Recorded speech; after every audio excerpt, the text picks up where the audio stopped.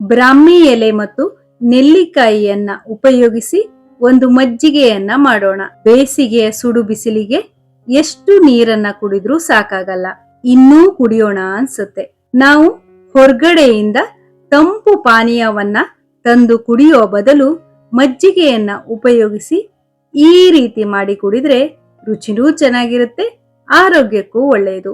ನಮಸ್ತೆ, ನಾನು ನಿಮ್ಮ ರಶ್ಮಿ. ಐತಾಳ್ಸ್ ನಳಪಾಕಕ್ಕೆ ನಿಮಗೆಲ್ಲರಿಗೂ ಸ್ವಾಗತ. ಈ ಎಲೆಗೆ ಬ್ರಾಹ್ಮಿ ಎಲೆ ಒಂದೆಲಗ ಅಂತಾನೂ ಕರೀತಾರೆ. ಇದು ಮಕ್ಕಳ ಜ್ಞಾಪಕ ಶಕ್ತಿಯನ್ನ ಹೆಚ್ಚಿಸುತ್ತೆ, ಹಾಗೆಯೇ ಇನ್ನು ಅನೇಕ ಔಷಧೀಯ ಗುಣಗಳನ್ನ ಹೊಂದಿದೆ.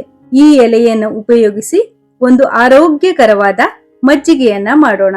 ಒಂದು ಮಿಕ್ಸಿ ಜಾರ್ಗೆ ತೊಳೆದ ಒಂದು ಹಿಡಿ ಒಂದೆಲಗ ಸೊಪ್ಪನ್ನ ಬೇರಿನ ಸಮೇತವಾಗಿ ಹಾಕ್ತಾ ಇದ್ದೀನಿ. ಹಾಗೆಯೇ ಬೀಜ ತೆಗೆದ 2 ನೆಲ್ಲಿಕಾಯಿ, 2 ಇಂಚು ಶುಂಠಿ, ಅರ್ಧ ಟೀ ಸ್ಪೂನ್ ಜೀರಿಗೆ. ಇಲ್ಲಿ ಈ ಮಜ್ಜಿಗೆಗೆ ಖಾರ ಜಾಸ್ತಿ ಹಿಡಿಸಲ್ಲ, ಹಾಗಾಗಿ 1/4 ಹಸಿಮೆಣಸನ್ನ ಸೇರಿಸಿದ್ದೀನಿ. ನಂತರ 1 ಟೀ ಸ್ಪೂನ್ ಉಪ್ಪು, ಅರ್ಧ ಕಪ್ ನೀರನ್ನ ಸೇರಿಸಿ ನುಣ್ಣಗೆ ರುಬ್ಬಿಕೊಳ್ಳಿ.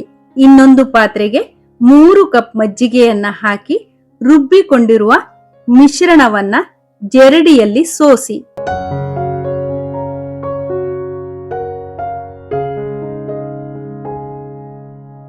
ಇವೆಲ್ಲವನ್ನ ಮಿಕ್ಸ್ ಮಾಡಿ.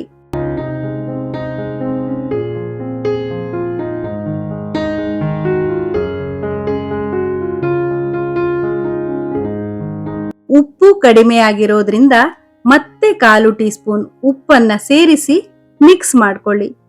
ಈಗ ತಂಪಾದ ರುಚಿಯಾದ ಒಂದೆಲಗದ ಸೊಪ್ಪು ಹಾಗೂ ನೆಲ್ಲಿಕಾಯಿಯಿಂದ ಮಾಡಿರುವ ಮಜ್ಜಿಗೆ ರೆಡಿ ಆಯ್ತು.